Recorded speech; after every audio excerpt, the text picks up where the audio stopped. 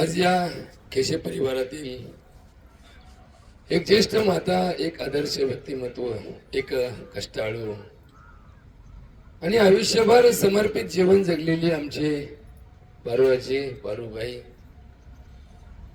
यांचा हा शेवटचा निरोप देण्याचा कार्यक्रम या निमित्ताने ठेवलेली ही प्रवचन सेवा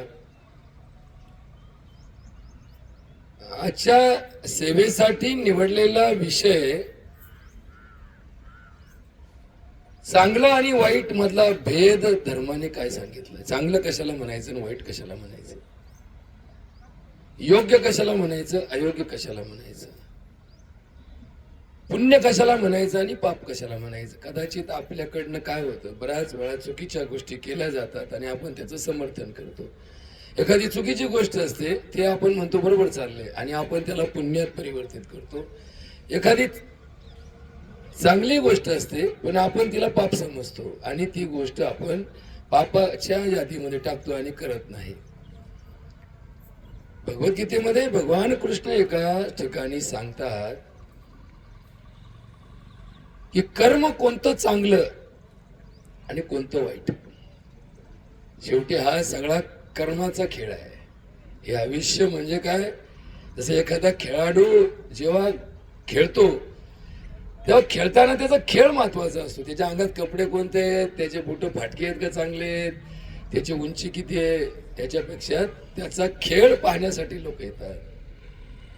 तसा हा जन्म कर्मासाठी दिलेला आहे आणि म्हणून कर्म कोणतं चांगलं आणि कोणतं वाईट हे आम्हाला माहीत असणं आवश्यक असतं.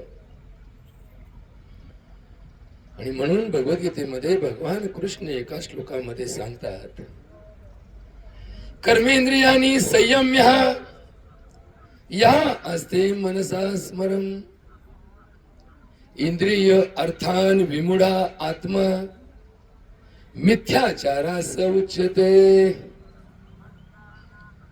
आता पहिली चरण, पहिली ओळ, पहिले शब्द हे सदाचार कशाला म्हणतात हे सांगितलं. दुसऱ्या ओळीमध्ये, दुसऱ्या चरणामध्ये मिथ्याचार कशाला म्हणतात हे सांगितलं. आता आपण याचा थोडा स्पष्टीकरणाचा भाग समजून घेऊ. प्रवचन म्हणजे शेवटी तो विषय जो भगवंताने वचन दिलेला आहे ते वचन प्रकर्षाने मांडण्यासाठी त्याची फोड करून सामान्य माणसाला, एखाद्या विद्वान माणसाला सांगण्याची गरज नसते.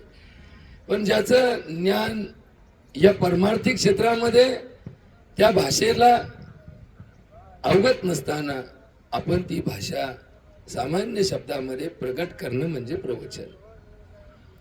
पहिलं चरण या श्लोकाचं, कर्मेंद्रियानी संयम्य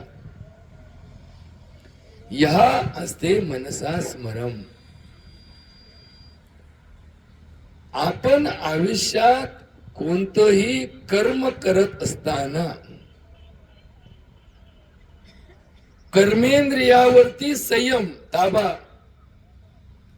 कर्मेंद्रियावर नियंत्रण हे मनाचं असणं हे सदाचाराची प्रवृत्ती आहे. आणि म्हणून या प्रवृत्तीचा अर्थ समजून घेण्याची गरज आहे. आपल्याला एक गोष्ट समजून घेण्याची गरज आहे. आपण शेतकरी माणसं आहोत. जेव्हा आपण एखादं गोर शेतीच्या कामाला वापरायचा सुरुवात करतो त्याला व्यसन घातल्याशिवाय आपण त्याला वापरीत नाही. कारण आपल्याला माहिती आहे त्याच्या ताकद लई, रग लई आहे. आणि जसजसं त्याचं वय वाढन, जसजसा त्याचा शक्ती वाढन, त्याची ताकद वाढल, तसा तो आपल्यावरच बळाचा वापर करू शकतो, मालकावरच हल्ला करू शकतो, मालकालाच उचलून टाकू शकतो. मग असा कोणता शेतकरी नाही की जो बिगर इसनीचे बैल शेतीसाठी वापरतो. त्याचे शिंग जाळले काय नाही जाळले काय, उलट शिंग ही त्याची एक प्रतिभा आहे असं आपण समजतो. मोठ्या शिंगाचे बैल असेल त्याचे भाव जादा ठेवतो. पण येसन घातल्याशिवाय बैलाला शेतीत वापरत नाही. कारण काय याचं, तर बैलाच्या अंगात ताकद आहे, बळ आहे, पण त्या बळाला संयमाची त्याला आवश्यकता असते. त्या बैलाला संयमाची बुद्धी नाही. मग आपण त्याच्यावर अंकुश ठेवण्यासाठी, नियंत्रण ठेवण्यासाठी येसन घालतो आणि त्या येसनीवरती ते बैल आखळीतो, त्याला कासरा जोडतो आणि मग कुठेही झोपलं त्याला, बैलगाडीला झोपा, नांगराला झोपा, पाभारीला झोपा, जर त्यांनी आपली ताकद दुसऱ्या मार्गाने वापरायला सुरुवात केली की आपण त्याचा कासरा ओढतो, त्याच्या नाकाला झटका बसतो, त्याच्या मेंदूला झटका बसतो आणि मग तो किती शक्तिमान असला तरी फक्त एका दोरीने त्याच्यावरती नियंत्रण मिळवता येतो. तसंच आपल्या मनावर, आपल्या इंद्रियावर आपल्याला नियंत्रण मिळवायचंय म्हणून काय केलं पाहिजे, म्हणून कोणत्या येसनी घातल्या पाहिजेत, कोणता कासरा जोडला पाहिजे आणि यांना कुठं झोपलं पाहिजे, हे फार महत्वाचं असतं. कारण किती केलं तर मनाचा स्वभाव बैलासारखा आहे. त्याला चांगल्यापेक्षा वाईटाकडे जायला जास्त आवडतं. जसं बैलाला आपण आपल्या वावरात चरायला सोडलं आणि दुसऱ्याची ज्वारी पलीकडे पेरलेली उभी आहे आणि आपण जर त्याला मोकळं सोडून आपलं गवत खायला लावलं, आपली नजर चुकून ते लगेच घेतं आणि त्या ज्वारीवर डल्ला मारित. का बरं, त्याचं भागत नाही का ते गवताव? भागत असतं, पण त्याचा एक स्वभाव आहे, शलका मालावर डोळा असतो. तसा आपला मनुष्य जातीचा स्वभाव आहे की आपलं मन वाईटाकडे प्रवृत्त होत. तुकडोजी महाराज ग्रामगीतेमध्ये एका अभंगात सांगतात स्वभाव मनाचा, वाईटाकडे सहज प्रवृत्ती, काही केल्यास सुधरेना ते कोण? मन. मग त्या वाईटाकडे प्रवृत्ती असल्यामुळे आपला स्वभाव कसा बनतो? दुसऱ्याचे सुख पाहून जळणे, दुसऱ्याचे दुःख पाहून हसणे, दुसऱ्याचे संकट पाहून पळणे, ऐसेच झाले जनी. हे लोक असं का वागतात? दुसऱ्याचं सुख असेल तर जळाजळी करतात, दुसऱ्याचं दुःख असेल तर हसतात त्याला, त्याच्या दुःखात त्याला सावरण्यापेक्षा त्या दुःखावरती हसून आपला आनंद साजरा करतात. आणि एखाद्यावर संकट आलं ते संकटाला मदत करण्यापेक्षा पळून जातात. ना बाबा तू निपट, आम्ही चाललो. मग तुम्ही तर माझ्या संग होते ना, तुम्ही तर माझे सखे होते, मित्र होते, जोडीदार होते, नातेवाईक होते, रक्ताचे होते. सख्य सुद्धा आपल्याला वेळेला साथ देत नाही, कारण हा स्वभाव आपला आपमतलबाने बनलेला चालला, आपमतलबाचा. मग आपमतलबी माणूस परमार्थात कोणत्या गटात बसतो? की एखादा माणूस भजन करतोय, कीर्तन ऐकतोय, कीर्तन सांगतोय, प्रवचन सांगतोय, पण व्यवहारात आपमतलबी आहे. आपमतलब त्याचा मतलब सोडित नाही, 2 रुपयासाठी काही गोष्टी करायला भीत नाही, पैसा करता वाटण ते करायची तयारी त्याची, 2 प्राप्तीसाठी कसाही वागला. पण कीर्तनात मात्र असा बोलला जस काय याला 4 आण्याचं याला निमताळ नाही. हा एका काकरीला सुद्धा कोणाच्या हातात धक्का लावित नाही. बोलताना असा बोलला आणि वागताना मात्र याचा उलट वागला, तर हा परमार्थामध्ये बसतो कुठं? याची गंती कशात होते? की हा हरिभक्त परायणमध्ये बसतो, का हा माळकऱ्यामध्ये बसतो, का हा वारकऱ्यामध्ये बसतो, का हा परमार्थामध्ये भक्तामध्ये बसतो? याची कोणती पात्रता या यादीमध्ये आहे? याची थोडीशी जरा अभ्यासपूर्ण रचना या श्लोकाच्या माध्यमातून समजून घेऊया. एका दोह्यामध्ये संत कबीर या कथनी आणि करणी या 2 गोष्टी कशा भिन्न चालतात याच्यावरती एक सुंदर दोहा लिहितात. कथनी मिठी खांडसी, कथनी मीठी खांडसी करनी मुश्किल होय, कथनी छोड़ करनी कर, विष का अमृत बन जाए. बरोबर का. आता हे थोडा दोहा त्या काळात. आता हे साखर कारखाने निघाले पांढरी साखरेची. पहिली साखर असायची खांडसरी साखर असायची. खांडसरी म्हणजे काय, गुळापेक्षा थोडी वेगळी. गुळच असायचा पण ती साखरेत त्याचे खडे बारीक बारीक बारीक बारीक खडे साखरेसारखे, म्हणून तिला खांडसरी. खांड आपण जसे खांड तुडवतोय ऊसाच्या टिपऱ्या करतो तसे खांडसरी, म्हणून तिला खांडसरी म्हणतात. ती सगळ्यात गोड असते. म्हणजे गुळापेक्षा गोड काय, खांडसरी साखर असते. मग दोह्यामध्ये कबीर काय म्हणतात, कथनी. कथनी म्हणजे बोलणं, आपलं बोलणं, आपलं भाषण, आपलं प्रवचन, आपलं कीर्तन, आपलं संभाषण, आपलं जे वक्तृत्व आहे ते कसं खांड सारखी गोड. इतकं गोड बोलायचं, गोड बोलायचं, गोड बोलायचं आणि गोडच बोलायचं. बोलण्यावर लोक प्रभावित करायची. मग त्याच्या पुढचं वाक्य सांगतात, करणी मुश्किल होय. पण तसं वागायला सोपं नाही भाऊ. बोले तैसा चाले त्याची वंदावी पाऊले. आचार विचार आणि उच्चार हे एका रेषेत आले तर तो परमार्थाचा प्रवास चालतो. नाही तर त्याचा त्रिकोण तयार झाला. आपण नाही का पूर्वी कुटुंब नियोजनचा त्रिकोण तयार व्हायचा, हम दो हमारे तीन. तसा याचा त्रिकोण तयार झाला. एका टोकाला एका बिंदूला आचार, दुसऱ्या मार्गाला विचार आणि तिसऱ्या मार्गाला उच्चार. याचा त्रिकोण तयार झाला की परमार्थाची वास्ता चुकला. आचार विचार आणि उच्चार एका रेषेत आले पाहिजेत. तीन बिंदू सांधणारी एक सरळ रेषा आली की ती रेषा सरळ असते. त्यातला एक बिंदू जर बाहेर गेला की त्याला वक्रता येते. काय कोण तयार होतो, कोण. आता चौकोन षटकोन अष्टकोन हे भूगोलात शिकलो आपण, भूमितीत शिकलो आपण. पण दृष्टिकोन मात्र फक्त इथंच शिकायला मिळतो. दृष्टिकोन दुसरा कुठेही शिकायला मिळत नाही. तो परमार्थाचा एक अविभाज्य घटक आहे की प्रत्येक व्यक्तीला दृष्टिकोन शिकवायचा. मग तो त्याच्या जागेवर त्याला तो समजला पाहिजे. प्रत्येकाचा दृष्टिकोन सारखाच असला पाहिजे असा नाही. एक संसार आहे, संसारामध्ये आई बाप मुलं मुली सुना लेकी जावई नातवंड हा जो संसार आहे याच्यात प्रत्येकाचा दृष्टिकोन दिलेला आहे की आईने कोणत्या दृष्टिकोनातून संसार करावा, बापाने कोणत्या दृष्टिकोनातून संसार करावा, जावयाने कोणत्या दृष्टिकोनातून वागावं, मुलाने कोणत्या दृष्टिकोनातून वागावं, सुनेने कोणत्या दृष्टिकोनातून वागावं, लेकीने कोणत्या दृष्टिकोनातून वागावं. ही दृष्टिकोन संपल्यामुळं आमचे सगळे भांडे वाजायला लागले, घरात कलह वाढले, वाद वाढले, संघर्ष वाढला.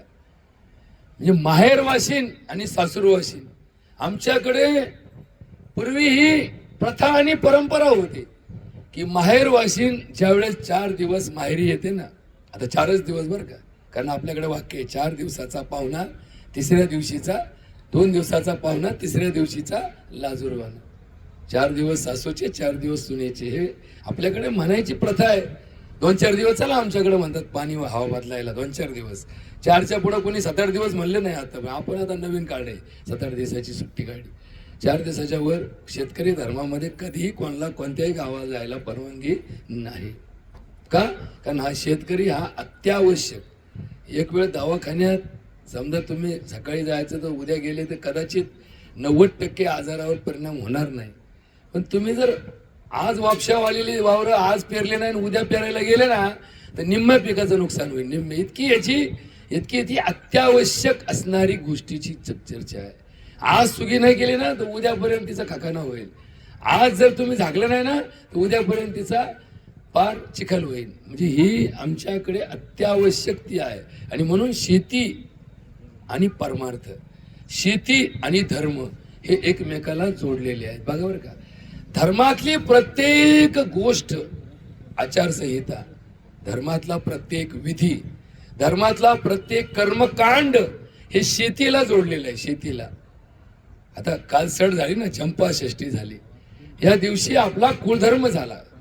आता हा कुळधर्म काल होण्याचं कारण काय? हा दुसऱ्या कोणत्या महिन्याच्या षष्टीला का घेतला नाही, या षष्टीला का घेतला? कारण खरीपाच्या पिकाची अंतिम सुगीचा काळ सध्या चालू आहे. म्हणजे कशाची? तुरीची सुगी चालू आहे. तुरीचं पीक निघत आलेलं आहे. आता काही पिकं आपल्याकडे होतच नाहीत, पण पूर्वीपासून खरीप आणि रब्बी या दोन हंगामामध्ये शेवटी हा एक चंपा षष्ठीचं नवरात्र, हे नवरात्र रब्बीच्या पिकाला पेरणीला योग्य अशा प्रकारची भूमी आहे. म्हणजे वासंतिक नवरात्र आणि शारदीय नवरात्र हे झालं देवीचं नवरात्र. पण ज्यांच्याकडे खंडोबाचं कुलदैवत आहे त्यांच्यासाठी सटीला कुलधर्म चालतो. मग काहींचं नवरात्र चालतं, काहींना सिद्धनाथाचं चालतं. या सगळ्या नवरात्रीच्या उत्सवाचा रंगरंगोटी, सजावट, डिझाईन आणि खाण्यापिण्यावरती विश्वास नाहीये. यांचा मूळ पिंड काय आहे की या शारदीय नवरात्रामध्ये रब्बीला लागणारी पिकं याला त्या घटावर खाली मातीवरती काढायचं आणि त्या घटातून थोडं पाणी पाझरल अशी व्यवस्था करून तेव्हा जेव्हा त्या घटाच्या खाली ओलाव्याने ते अंकुर वर येतील, 10 दिवसात ते अंकुर वर आले, याचा अर्थ ते वापरलेलं धान्य पेरायला योग्य आहे. म्हणजे आपण सीड फार्म काढले, आपण कोणत्या तरी वाण्याच्या दुकानातून एखाद्या बियाची पिशवी आणतो. मग आता विश्वास काय? पेरावं. आता काय त्याच्यावर लिहिलंय व गॅरंटी. आता गॅरंटी कोणाची घेता? इथं उगलं नाही उगलं तर काय चारण्याची कोंबडीने मारण्याचा मसाला.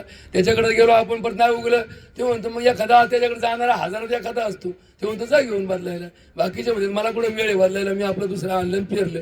म्हणजे त्याचं कसं आहे, धरला तर चोर नाहीतर शिरजोर. मग असे शिरजोर झाले. पण पहिले कसं असायचं माहितीये का? बी घरचं असायचं. एवढंच काय, लग्नाचे गहू सुद्धा घरचे ठेवायचे, आपण साचून ठेवायचे. यंदा पुढच्या वर्षी पुरीचं लग्न आहे ना, मग आत्तापासून गव्हाला आपण म्हणत नाही पुऱ्याला त्याच्याला गहू लागते, मग भाड्याला गहू लागते, मग त्याच्यासाठी खास मग ते जेवण की ज्या जेवणाला घरचा गहू, घरचा तांदूळ आणि घरची डाळ वापरली आणि मग त्याचं मग म्हणजे काय राहिलं भारी स्वयंपाक जातं. कोणता? की ज्याचं उत्पादन त्या पुरीच्या बापाने आपल्या हाताने, कष्टाने, घामाने, आपल्या वावरात आपलं बी, आपली कष्ट, आपली मेहनत आपल्या हाताने काढून त्याचा स्वतःच्या हाताने केलेला त्याचा उद्योग, याला आपल्याकडं एक महत्व होतं. आणि म्हणून त्या पंक्तीला महत्व असायचं. याला खरंच काय गहू होता, काय लापशी होती. आता आपला सारा आयता माल, जितका माल ज्यादा खिसा गरम तेवढा माल भारी. मग या वृत्तीचा आमच्या मूळ धर्म परंपरेशी सगळा छेद झाला. भेदाभेद सुरू झाला. हा भेदाभेद का सुरू झाला? कारण पैशाने तुम्हाला सगळं करता येतं, फक्त स्वतःचं काही करता येत नाही. स्वतःचं पैशाने तुम्ही धान्य आणू शकता, पण ते बाजारातून आणलंच म्हणावं लागतं. तुम्ही म्हणू शकता का माझ्या वावरात पिकलं? नाही म्हणू शकत. मग स्वतःचं आणि दुसऱ्याचं, पैशाने तुम्ही दुसऱ्याचं सगळं करू शकता, सगळं आणू शकता, सगळं करू शकता. पण स्वतःच या शब्दाची किंमत धर्मामध्ये आहे. धर्म स्वतःच्या हाताने. तुम्ही काही दिवसांनी पूजाला लोकला, जसं आपण सध्या गावगाव सप्त्यामध्ये टाळकरी भाड्याने आणायचे, वाजंत्री भाड्याने आणायची, पखवादवाला भाड्याने आणायचा, गायक आहे भाड्याने आणायचा. आणि आमचं गावाचं काय दोनच काम, वर्गणी गोळा करणे आणि कीर्तन ऐकणे. मग आमच्या गावाला हरिपाठ चालू झालं की ते लोक आपले हात बांधून येऊन बरं हरिपाठ येतो टायमध्ये. कोण गातं? आळंदीचे ते विद्यार्थी. त्यांचा तो व्यवसाय झाला. त्यांचं काय झालं, त्याचं रूपांतर व्यवसायात झालं. त्यांना ते करणंच आहे ना, कारण त्यांना त्याच्यावर पोट आहे त्यांचं. मग पोटासाठी ते लढतात. आणि आपण त्या ऐकतो वा लय हरिपाठ भारी झाला, तुला काय कळलं? नाही हो, माझा एक अभंग पाठ नाही.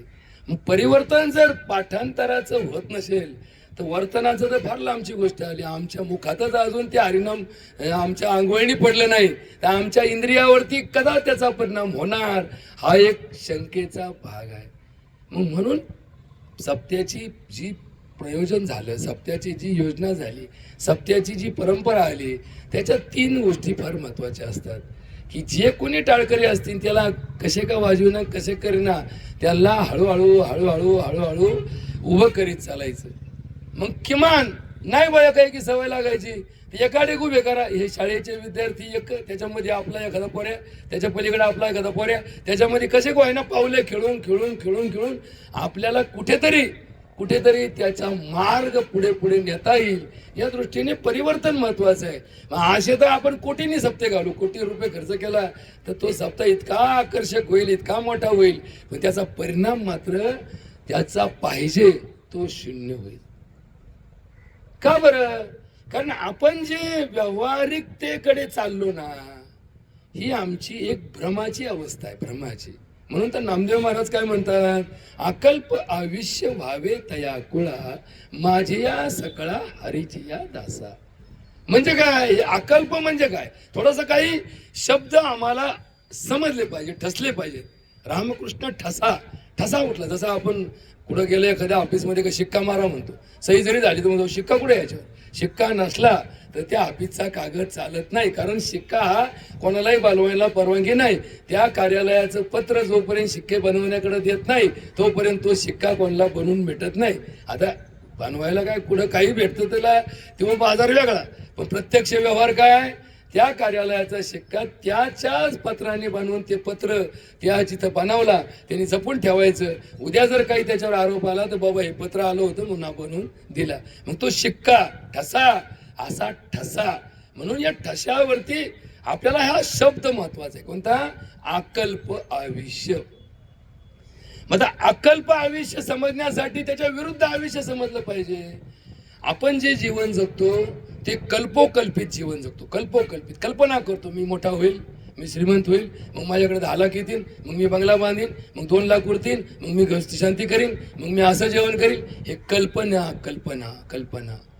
मग माझं लग्न होईल, मग मी असा करीन, मी वायली निघन, मायबाप इकडे राहतील, मी इकडे राहीन. व्यवस्था करून ठेवली, सोय लावून ठेवली. पहिले लोक एकाएकी का वायली निघत नव्हते. एकच हॉल, एकच बेडरूम आणि एकच घर होतं, त्याच्यात वायली निघायला का सोपं आहे का? वायली निघायचं झोपायचं कुठं म्हणले? नाही इतक्या लवकर नको वायली निघा, थांबा थांबा थांबा म्हणायचे. म्हणजे त्यांच्या वायली निघायला स्टे यायचा. आता आपले पोरं 4थीला 1 आणि 8वीला 1. बाप म्हणतो हे बघ मी सगळी सोय करून ठेवली, बघ ये इकडचं जागा धाकट्याला, इकडची थोरल्याला आणि आम्हाला. मग पोरं काय तुझ्या संग राहते. मग जर तुम्ही एकत्र कुटुंब पद्धती मान्य करत नसाल याचा अर्थ तुम्हाला धर्म मान्य नाही. धर्म हा एकत्र कुटुंब पद्धतीचा विषय. हे विश्वचे माझे घर आणि आम्ही आमच्या घराचे तुकडे करून ठेवले. बघा बरं का आता. म्हणजे विष्णुमय जग वैष्णवांचा धर्म, भेदाभेद भ्रम अमंगळ. आम्ही भेदाभेद बाकी जगात जाऊ द्या, आमच्या घरातच भेद करून ठेवले, भिंती पाडून ठेवल्या, तुकडे करून टाकले. आधीच अजून तर लग्न व्हायचंय, अजून त्या सुनाला नांदायला यायचंय, त्याच्या आत तिला वेगळे पण दाखवले. तुझी बेडरूम, ही तुझी खोली, हे तुझं असं, हे तुझं तसं. ते सासूचं कायला तोंड पाहती आणि कशाला सासऱ्याला बघती. तुम्ही एकत्र कुटुंब पद्धती जेवढी लांबवता येईल तिथपर्यंत आयुष्यात लांबवत गेला तर तुमचं जीवन सार्थक झालं. अन्यथा हे सगळं निरर्थक आहे. हे सगळं भौतिक जगत आहे. या भौतिक जगतात हा सगळा डामडौलाय ना, हा अंतःकरणाला वेदनादायक असतो, वेदनादायक. म्हणून ते एका कवीने परमार्थामध्ये एक कविता दिली. हे खूप मोठा विद्वान, खूप बुद्धिमान, खूप धनवान, ताकदवान, पदाधिकारी, अधिकारी आयुष्याच्या शेवटच्या क्षणाला कोणत्या अवस्थेला असतो. फार मोठा होता, कलेक्टर होता, रिटायर झाला, घरी आला, सुना बाळामध्ये राहायला लागला, ऑफिसमध्ये जायची गरज नाही, अधिकार राहिला नाही, अधिकार काढून घेतला गेला, रिटायर झाला. आता घरात आला. घरात आता बऱ्याचशा गोष्टी बदलल्या. पूर्वी याची एक हुकमी अंमल होता, आता हळूहळू हुकूम काढणारे वाढले आणि मग याची अवस्था आता 80च्या पुढे गेलाय. कुटुंब व्यवस्थेमध्ये आता नातू परतंडापर्यंत व्यवहार चालू झाले. आणि मग याच्या अवस्थेचं लक्षण एका कवीने परमार्थामध्ये सांगितलं. बघा, भोगले जे दुःख त्यास सुख म्हणावे लागले, एवढे मी भोगले की मज हसावे लागले, ठेविले आजन्म डोळे माझे मी कोरडे, दुजांच्या आसवांनी मज भिजावे लागले. गवसला नाहीच चेहरा, मजला माझा कधी, मी कसा होतो हे मलाही आठवावे लागले. बघा बघा, एक काळ असा रुबाबदार असतो आपला, आणि एक दिवस आपण असा भिकाऱ्यासारखं त्या पोराकडे मागतो, मग जाऊ दे ना बाबू, नाही नाही अजिबात जायचं नाही, थांबा तिथं, आज मला सुट्टी नाही, तुम्हाला थांबावं लागेल. म्हणजे याच्या मनावर याचा पहिला राजा होता, आता याला बंदी खाण्यात टाकणं. कुटुंब व्यवस्थेमध्ये शेवटी तुम्हाला ऐकावंच लागलं. मग तू कुठं राजा होता आणि कुठं राजा राहिलास? हे स्वामित्व जे ना, हे स्वामित्व त्याच्याकडे असतं. आम्ही विनाकारण स्वतःला स्वामी स्वामी स्वामी, आता हे स्वामित्वाचा थोडासा लफडं वाढलं. नेहमी नेहमी लक्षात ठेवा, परमार्थामध्ये कर्मफल आणि कर्माची महती, या तीन गोष्टी, म्हणजे कर्म घडणं यासाठी तुमची बुद्धी, तुमचे इंद्रिय, तुमचे मन याचा प्रवास हा एक भाग झाला. कर्माच्या पश्चात मिळणारं कर्माचं फल हा दुसरा भाग झाला. आणि तिसरा भाग कर्माचं श्रेयवाद हा तिसरा भाग. या तिन्ही भागात आपण कुठे चुकतो हे लक्षात घ्या, कुठे चुकतो आपण लक्षात घ्या. हा धर्म आम्हाला कर्म हे धर्म मार्गाने करण्यासाठी नियम देतं, विचार देतं, वेद देतं, वाङ्मय देतं की तुझा हा मार्ग आहे. रामाने ज्या दिवशी 2 पैकी 1 मार्ग स्वीकारण्याचा निर्णय घेण्याचं ठरवलं, सगळी जनता, सगळा देश, सगळा स्वतःचा बाप सुद्धा, की ज्याने आपली गादी सोडून याला गादीवर बसवण्याचा निर्णय घेतला होता, हे सगळं झालं होतं, काही राहिलं नव्हतं. आता फक्त बाकी होता तो राज्याभिषेक. की जसं आपण हळद लागल्यानंतर सुताक जरी पडलं तरी लग्न ओढून घेतो का, मामाच्या मांडीवर का होईना, कारण सगळं तयार होतं ना. याला सुताकही पडलं नव्हतं आणि काहीच नव्हतं. झालं काय याचं, याच्या आईने त्याच्या बापाला, सावत्र आईने त्याच्या बापाला एक कामात मदत केली होती, आणि त्या मदतीच्या टायमाला तो बाप म्हणला लगेच घेऊन टाक, तुला ताबडतोब काय बक्षीस पाहिजे. हिच्या डोक्यात डाव होता, ही म्हणली योग्य वेळेला मागन, आणि तो डाव तिने साधला. भावकी डोक्यात आली, माझं पोरग आणि सावत्र माझ्या सवतीचं पोरग, हा तिच्या मनात सवत भाव जागृत झाला. म्हणजे तो पापाचाच मार्ग होता ना, पापाचाच मार्ग होता, पण तो पाप सुद्धा तिच्या वचनात अडकलेला होतं. आणि म्हणून तिने टाकलेला शब्द वापरायचा, पाळायचा, की ही जनता म्हणते, सगळा बहुमताचा काय एक मताने निर्णय झाला होता, आणि मग या गादीवर बसायचं. या निर्णयामध्ये त्याने रात्रभर धर्माचा अभ्यास केला, धर्मपंडितांचा निर्णय घेतला, आणि शेवटी स्वतःच्या मनाने मार्ग स्वीकारला. मला राजगादी नको, मातेने दिलेली आज्ञा सर्वतोपरी समजतो, आणि मी वनवासाला जातो. मग इथे त्याचा काय पाळला गेला, धर्म पाळला गेला. म्हणून त्याला काय म्हणतात, एक धर्मी एक पत्नी एक वचनी. आता धर्म पाळायचं म्हटलं की सगळ्यात पहिल्यांदा सोडावा लागतो तो स्वार्थ. कर्मेंद्रियानी संयम्य या असते मनसा स्मरम. पहिल्या मनामध्ये संयम पाळायला पाहिजे. संयम नाही, एखादी गोष्ट गोड आहे, मला आवडली, पण मला कळलं पाहिजे की माझं पोट कितपर्यंत सहन करू शकतं. नाही तर हावऱ्यासारखं आपण म्हणतो ना, हावरटासारखं. आता हावरट शब्द पूर्वी फक्त जेवण खाण्याकडे, आता हावरटीमध्ये काय काय राहिलं का, हावरटीमध्ये आता जेवण तर जाऊ दे, म्हणून जेवायला वेळच नाही. आम्ही इतके हावरट झालो की जेवणाकडे आमचं लक्षच नाही. पैसा इतका हावरटपणे आम्ही कमवतो, सत्ता संपत्ती साम्राज्य एवढं हावरटपणे करतो की आमचं ते सांभाळणं सुद्धा मुश्किल होतं. पण तरी आम्ही हावरटपणा सोडत नाही. भोगान भुगतो वयमेव भुगता, तपोन तपतो वयमेव तपता, तुस्नेन जीर्णे वयमेव जीर्णा, कालान याती वयमेव याता. आम्ही पार मरुस्थर हाव सोडित नाही. मग हा हावरटपणा थांबवावा म्हणून आम्हाला काय पाहिजे, संयम सांगितलं पाहिजे, संयम. मग पूर्वी आम्हाला जे धर्म शिक्षण दिलं जायचं ते संयमापासून सुरू व्हायचं, आणि संयमातच शेवट व्हायचा त्याचा, संयमात. आता या शब्दाचा समोर अर्थ काय, की कर्म करताना धर्माचे नियम दिलेले आहेत. या धर्माच्या नियमामध्ये 4 गोष्टीला प्राधान्य दिलेलं असतं. एक शुचिता म्हणजे स्वच्छता. प्रत्येक धर्म हा स्वच्छतेशिवाय पुढे जातच नाही. आंघोळ केल्याशिवाय दर्शन न घेणं, बिगर आंघोळीचं पारूसं दर्शन घेणं. लोक म्हणते त्याला काय फरक पडतो, त्याला काय फरक पडतो, रातभर जागाचे मी कुठे झोपलोय म्हणते. पारूसं दर्शन घ्यायला परवानगी नाही, कारण स्वच्छता हाच धर्माचा पहिला नियम आहे. म्हणून तर कुठेही पाणी फिरवल्याशिवाय ताटावर सुद्धा बसता येत नाही. भले ती जागा स्वच्छ करून बसल्यानंतर आपण तिथं पाणी फिरवतो का, पाण्यामुळं धूळ बसते म्हणून आपण पाणी शिपडतो, सडा टाकतो. सडा रांगोळी केल्याशिवाय त्या घराचा दिवस चालू होत नाही का, कारण स्वच्छतेचा तो नियम आहे. म्हणजे धर्म सगळ्यात पहिल्यांदा स्वच्छतेला किंमत देतं. स्वच्छतेनंतर येतो सामर्थ्य. समर्थ असल्याशिवाय तुमच्याच्याने धर्म पाळता येणार नाही. नाही तर गुडघे दुखतायत, वेदना झालेल्या आहेत, वेदना शामक औषध खातोय, डॉक्टरने गुडघ्यावरती ताण देऊ नका, 2 पायावर बसू नका, आपल्या कमोडमध्ये बसत चला, खुर्चीवर बसत चला, आणि हा म्हणतो मी चाललो दिंडीला. काय होईन ते होऊन दे, काय होईन वाटोळं होईन, आणि दुसरं काय होणार आहे. तुझा गुडघा गेलाय, सामर्थ्य गेलंय, तर इकडे कुठं चालला तू आता. नाही म्हणले अहो लय भारी वाटलं, अहो इतका नाचलो, इतका मी आयुष्यात नाचलो नाही, एवढा नाचलो. मग आल्यावर कशाला दवाखान्यात आला परत आता. नाही म्हणले आता मला काय सहन व्हायना. दिंडीत काय नाही वाटलं, अहो दिंडीत तू भारावला होता, भारावलेला त्याचं भान हरपलं ना, देवान हरपून जो दिंडीमध्ये असतो ना, त्या काळात त्याला वेदना कमी असतात. हे सामर्थ्य आहे.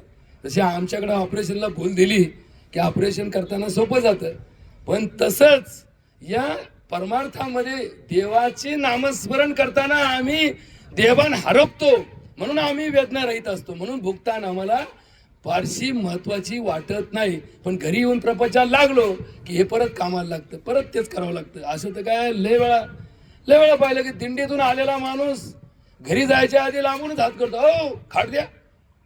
काय करायचं होतं, 2-4 सलाईन भरायचे होते. अरे अहो दिंडीहून आलो जास्त ना, म्हणजे निघाला का याला युताप चालू होतं, तोवर त्याला काही होत नाही का, कारण तोवर त्याचं देहाकडे लक्ष नसतं. त्याचं लक्ष फक्त पांडुरंगाच्या दर्शनाची आस, चंद्रभागेच्या आंघोळीची ओढ आणि मुखामध्ये हरिनामाचा गजर, याच्यात त्याचा फार अख्खा देह जाओ अथवा राहो पांडुरंगी दृढ भाव, असा दृढ भाव तयार होतो. पण ज्या क्षणाला दिंडी परतीचा प्रवास सुरू करते, हा दृढ भाव नष्ट होतो आणि याचा संसारिक भाव चालू होतो, आणि मग याला वेदना जाणवायला लागतात. हळूहळू हा पुन्हा दुःखाच्या चक्रात येऊन बसतो. म्हणून माऊली सुद्धा खूप सुंदर चिंतन आपल्या आयुष्यातल्या 3 गोष्टीचं सांगतात. पहिलं सांगितलं सामर्थ्य, पहिलं सांगितलं स्वच्छता, मग सांगितलं सामर्थ्य, तिसरं सांगितलं समर्पण. सामर्थ्य असू द्या, मग सामर्थ्य असल्या मग लोकांचे मुंडके मोडीता, लोकांचे वाटोळे करता, लोकांचं दाबीता, लोकांवर अन्याय करता. नाही, ज्याच्याकडे सामर्थ्य आहे त्याच्याकडे समर्पण असल्याशिवाय त्या सामर्थ्याची किंमत काहीच नाही. समर्पण पाहिजे. मग समर्पण काय, समर्पण कदाचित एक माणूस दुसऱ्या माणसासमोर करणार नाही. तुम्हाला वाटतं मी मोठं, मला वाटतं तुम्ही मोठे, असं घडलं तर तो परमार्थ घडतो. पण मला वाटतं मी मोठं आणि तुम्हाला वाटतं तुम्ही मोठे, तुम्ही माझ्यापुढे वाका ना, मी तुमच्यापुढे वाका ना, आणि म्हणायचं काय वाकायचं कारण पडे आमचं. म्हणून या जगात निर्गुण निराकार परमार्थातला परमेश्वर सांगितला. त्याला आकारही नाही, त्याला उकारही नाही, त्याला मकारही नाही. निर्गुण आहे, निराकार आहे तो भगवंत, की ज्याला आकार नाही. तो भगवंत तुमच्या समोर आठवा आणि त्याच्या पुढे डोकं टेकवा. ठेवणी चरणावरी माथा, पाहिनी श्रीमुख, देईनी आलिंगन, जेने लिंबलोन उतरीन. आता लिंबलोन म्हणजे काय, आपण लिंगोर खेळायचो ना पहिलं लिंगोर, तसा तो लिंबलोन म्हणजे तो त्या काळातल्या समाजात प्रचलित असणाऱ्या खेळाचा व्यवस्थेचा वापर करून ते अभंग लिहिलेत. आता काळ बदलला, कॉम्प्युटरचं युग आलं, आता संगणकांचं युग आलं, संगणकांच्या पुढे जाऊन आता इन्फॉर्मेशन टेक्नॉलॉजी तंत्रज्ञानाचं युग आलं. त्याच्या पुढे आता आपल्यासारखे पोपटराव अडाणी कुणा राहिलं. आताच येणारा काळ आर्टिफिशियल इंटेलिजन्स म्हणजे काय, माणसाचा वापर न करता माणसावरचं चित्रीकरण करायचं. आर्टिफिशियल म्हणजे कृत्रिम इंटेलिजन्स, कृत्रिम बुद्धिमत्ता. या जगात कृत्रिम बुद्धिमत्तेचा एवढा मोठा वापर होणार आहे की आमची सुद्धा अक्कल बंद होईल, आम्हाला सुद्धा स्वतःला मूर्ख समजण्याची वेळ येईल.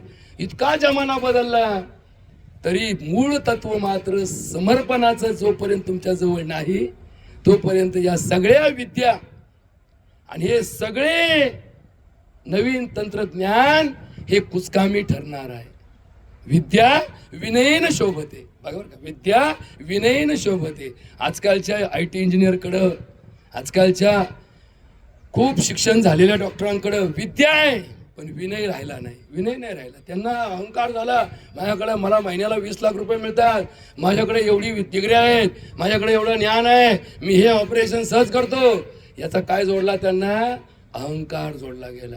त्यांचा विनय संपला आणि विनय संपला म्हणून ती विद्या त्यांना शोभत नाही. आणि म्हणून या अभंगात पुढे पुढे पुढे पुढे नाथ महाराज म्हणतात, अहंकाराचा वारा न लागो राजसा, माझिया विष्णुदासा भाविकासी, नामा म्हणे तया असावे कल्याण. त्यांचं कल्याण कोणाचं? त्यांचंच, सगळ्याकडे नाही. आता नुकसान भरपाई कोणाला भेटली? ज्यांनी फॉर्म भरले आणि ज्यांचं नुकसान झालं नाही झालं ते गावाने पाहिलं नाही पाहिलं, पण फॉर्म भरल्याशिवाय त्याला नुकसान भरपाई भेटत नाही.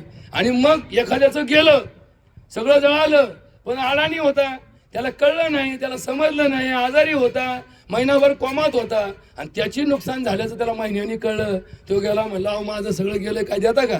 नाही म्हणले, मुदत संपली, संपला मुदतीचा विषय. आणि मग अशा पद्धतीने जगामध्ये ही परंपरा त्याचंच कल्याण, त्याचंच कल्याण. जसं हा निधी त्यालाच की ज्याला ती पात्रता प्राप्त झाली, तसं नामा म्हणे तया.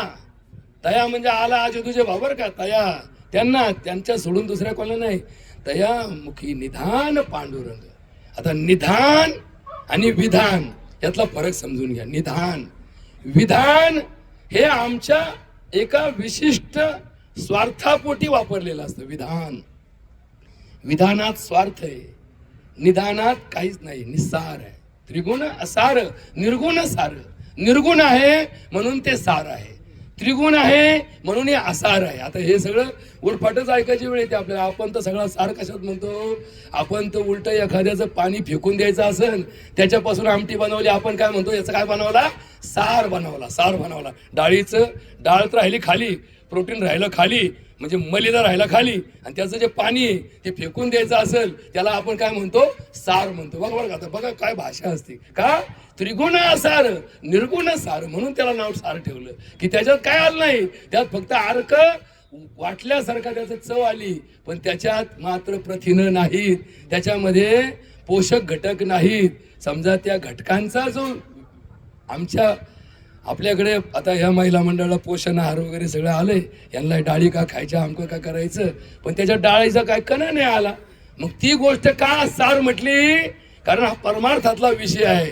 त्याने काय होईल? त्याने तुमची भूक भागेल, पण अनावश्यक चरबी मस्ती तुमच्या अंगात वाढणार नाही. हे थोडं थोडं थोडं थोडं व्यवहारात परमार्थ समजून घेत चला. आणि म्हणून स्वास्थ्य, सामर्थ्य, समर्पण आणि संतोष, सगळ्यात शेवटी संतोष. समर्पणाचा शेवट कशात आहे? संतोषात आहे. आम्ही एखादी गोष्ट केली आणि ती समर्पित भावनेने केली, काय त्याचा गाजावाजा केला नाही, त्याच्याबद्दल फार कोणाला सांगितलं नाही, आपण ती केली आणि ती केलेली गोष्ट पूर्ण झाली, त्याचं श्रेय आम्हाला दुर्दैवाने आमच्याकडं घेण्याची सवय लागली. आमच्याकडं श्रेयवाद, आमच्याकडे वाद कोणता चालला? श्रेयवाद. पण परमार्थ आणि आमचा धर्म, काही झालं, कुठंही झालं, कसंही झालं आणि कधीही झालं, बघा बरं का, काही झालं, कुठेही झालं, कधीही झालं आणि कसंही झालं, सगळ्यात शेवटी ते कोणाकडूनही झालं तरी श्रेय मात्र फक्त एकाच गोष्टीला मिळतं, ते म्हणजे भगवंताला. देह काळाचे धन कुबेराचे तेथे मनुष्याचे काय आहे? करता करविता नेता नेविता, इथे त्याचीच सत्ता काय आहे.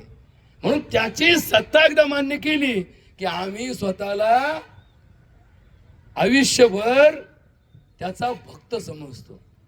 आता आमचे खाली भक्त असतील समजा, तर मग आम्ही स्वतःला काय करतो, हे माझे भक्त आणि मी त्यांचा देव, असा दुर्दैवाने आपल्यामध्ये एक वेगळा भ्रम निर्माण झाला. भ्रमाचा भोपळा जसा असतो की तो भोपळे आपले जे पाठीला बांधून आपण त्यांच्या जीवावर बिंदास पोहतो. का पोहतो? कारण तो भोपळा फुटत नाही. किती समुद्रात जा, भोपळा बांधून गेले ना ते फुटत नाही. पण जो भ्रमाचा भोपळा बांधून चालला त्याला वाटतं आपल्याकडे किती मोठा भोपळा आहे, पण तो कशाचा असतो? भ्रमाचा भोपळा असतो. तो जसा पाण्यात पडतो तसा ते भोपळा फुटतो आणि हे पाण्यात बुडून मरून जातो. तसे आमच्या आयुष्यात सुद्धा भ्रमाचे भोपळे घेऊन आपण चाललोय आणि बिंदास्तीत आपल्याला वाटतं काय आता तरावया पार भव सिंधू, नाशवंत देह जाणार सकळ, आयुष्य खातो काळ सावधान. मग हा अमरपाटा कुणाजवळ नाही, नव्हता आणि कोणाकडे येणारही नाही. अजून किती काळ जाऊ द्या, पार सूर्यचंद्र आहे पर्यंत ही सृष्टी चालणार आहे. तोपर्यंत सुद्धा असा एकही जीव जन्माला येऊ शकत नाही की ज्याने अमरपाटा आणला. अमरत्व हे कोणत्याही शरीरधारी जीवाला नाही. हे शरीरे जायते नित्या, वांछाम नृणाम चतुर्विधा, बुभुक्षाच पिपासा सुषुप्ता सुरत स्पृहा. थोडं ऐकायला जाचीन बरं काय जातील. हे शरीर आपल्यापेक्षा भिन्न आहे. वावर आणि वावराचा मालक भिन्न आहे. वावराचा मालक पाहून वावराची पारख करता येईल का? किंवा एखाद्याने माझ्याकडे पाहिलं, कस काय वावर तुमचं, तुम्ही तर लय भारी दिसता, वावर तर लय भारी असेल. नाही, वावराचा माझा काय संबंध. मी फक्त वावराचा मालक आहे. माझ्या वर पाहून वावराची पारख होईन का? नाही.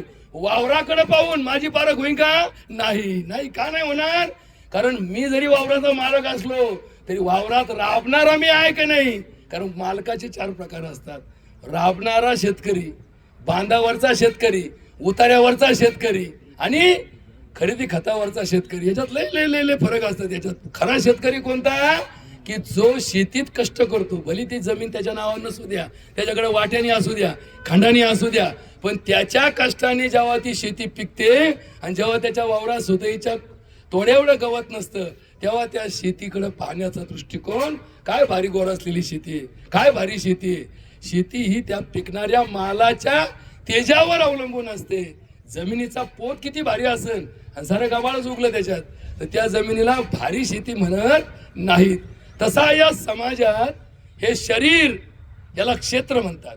आमच्या धर्मामध्ये, आमच्या भगवद्गीतेमध्ये याला क्षेत्र म्हणतात. हे माझं वावर आहे आणि वावराचा मालक कुठे आहे? याचा बंगला याच्या आत आहे. याचा बंगला कुठे आहे? याच्या आत आहे. वावर 2 एकर असतं, बंगला 2 गुंठ्यात असतो. मग बंगल्याला जाऊन भेटायचं म्हणजे काय? मालकाला जाऊन भेटायचं. कवा वावराच्या कोणत्याही कोपऱ्यात गेलं तर मालक भेटतो का? नाही. मालक भेटतो बंगल्यात. बंगल्यात कुठं असतो? बंगल्यात पाहुण्यासाठी एक खोली असते. तिथं जाऊन तुम्ही बसले का तो मालक तिथे येतो, तुम्हाला राम राम घालतो. का तुम्ही त्याच्या बाथरूमला जाता? नाही, तिथं जायला तुम्हाला परवानगी नाही. तशा या मालकाला तुम्हाला भेटायचं असेल तर तुम्हाला या बाहेरच्या वावरात भेटता येणार नाही. तुम्हाला जावं लागेल त्याच्या बंगल्यात. बंगला कुठे? बंगला अंतःकरणात आहे. कुठे? अंतःकरणात बंगला आहे. मन, बुद्धी, चित्त आणि अहंकार. तुम्हाला चित्तापाशी जावं लागेल, चित्ताला भेटावं लागेल. पहिलं मनाला भेटावं लागेल.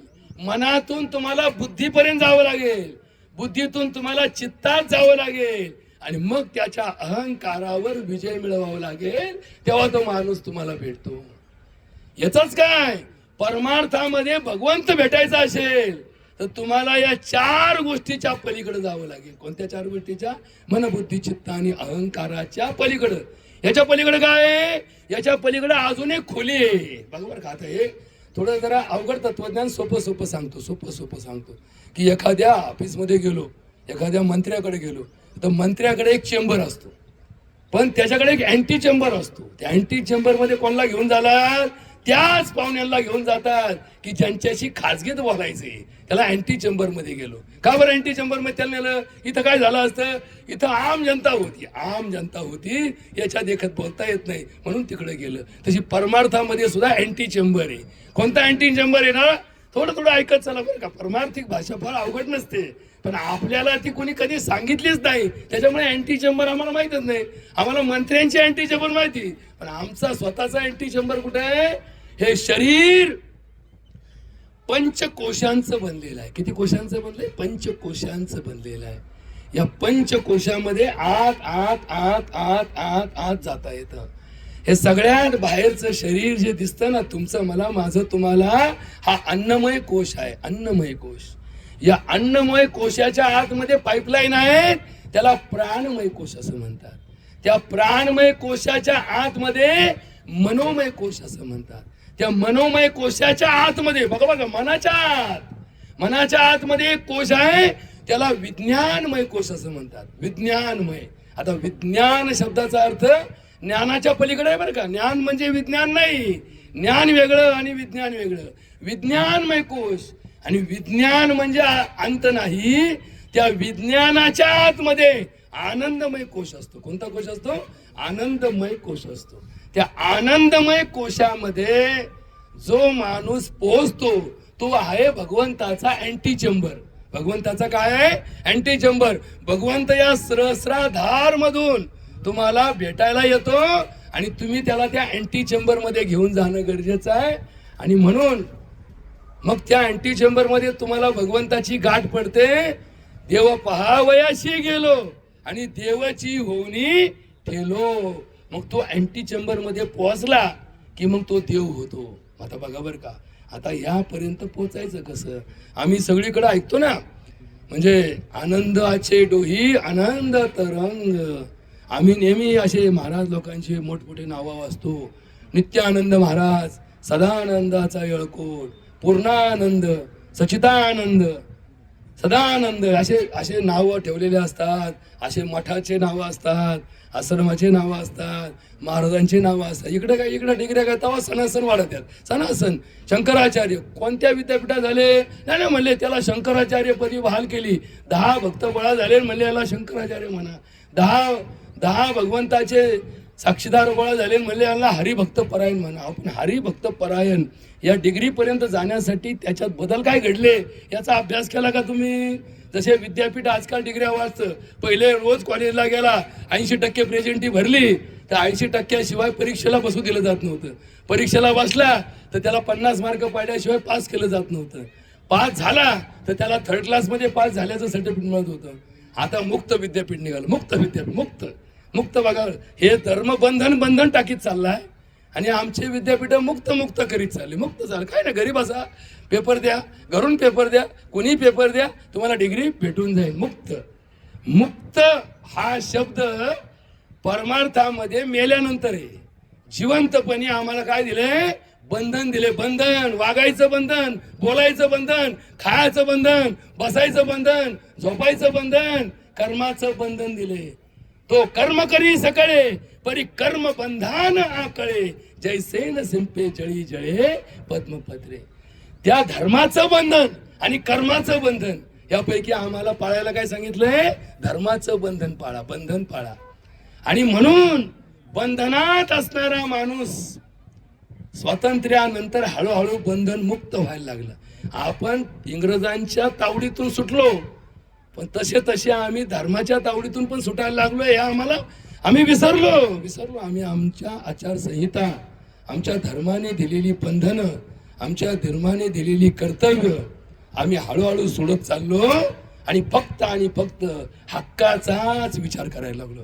हक्काचा विचार, आमचे राईट्स काय आहेत, आमच्या ड्युटीज काय आहेत, त्या आम्ही विसरलो. बापाला सांभाळणं ही आमची ड्युटी आहे, पण बापाची मालमत्ता मिळणं हे आमचा राईट आहे. काय? हक्क आहे. आम्ही हक्काकडे डोळा ठेवला, या कर्तव्याकडे आम्ही लक्ष दिलं नाही. बाप मेल्यावर चट होणारे माझ्या नावावर हे समजायला लागलो. मग बाप सांभाळला काय, नाही सांभाळला काय, आम्हाला त्याचं घेणं देणं राहिलं नाही. हा एक नवीन विषय. म्हणून या विषयाला धरून आजचा श्लोक, कर्मेंद्रियानी संयम्य यहा असते मनसा स्मरम. आता शेवटचं चरण यातलं, इंद्रिय अर्थान विमूढा आत्मा. आता हे थोडं जरा अवघड आहे ऐकायला बरं का.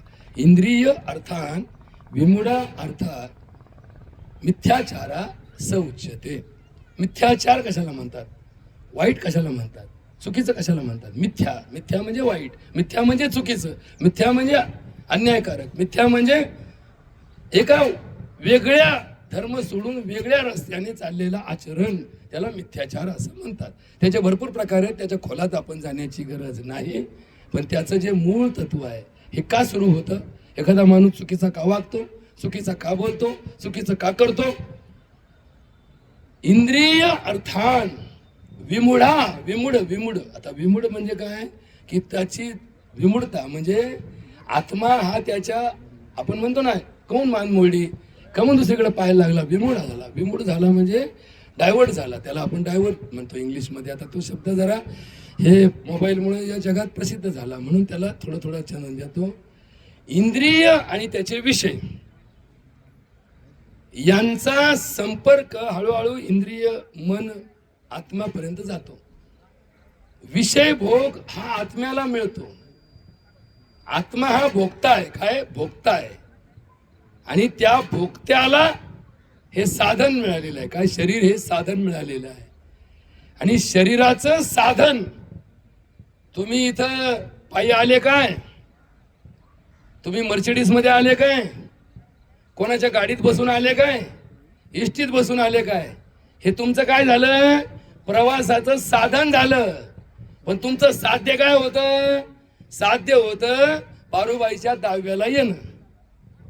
मग इथं पारुबाईच्या दहाव्याला आलेला, पायी आलेला माणूस, हेलिकॉप्टरनी आलेला माणूस, चारचाकीत आलेला माणूस, इथं त्याची पात्रता बदलते का?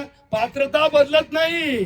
इथं त्याची एकच पात्रता आहे की इथे चाललेल्या दशक्रिया विधीला पारुबाईला शेवटचा निरोप द्यायचा होता म्हणून मी इथं पोहोचलो.